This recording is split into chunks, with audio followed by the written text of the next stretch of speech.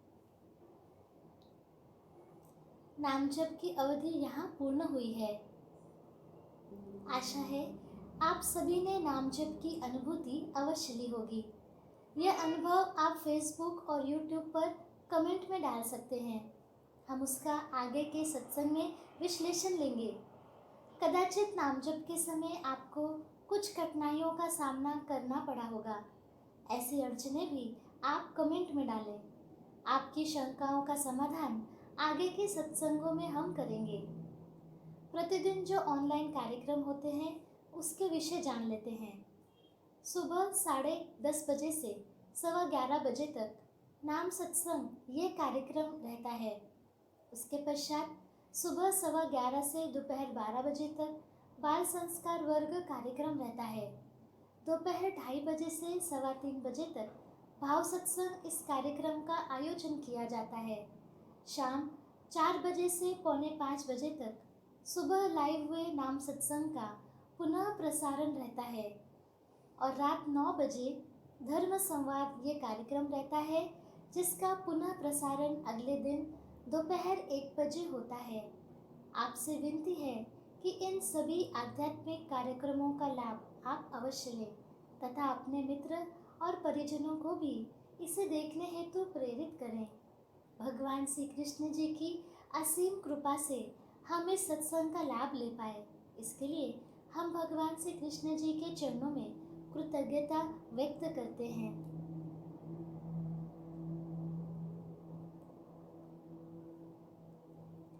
आज का यह नाम जप सत्संग यही संपन्न होता है, ऐसा मैं घोषित करती हूँ। नमस्कार।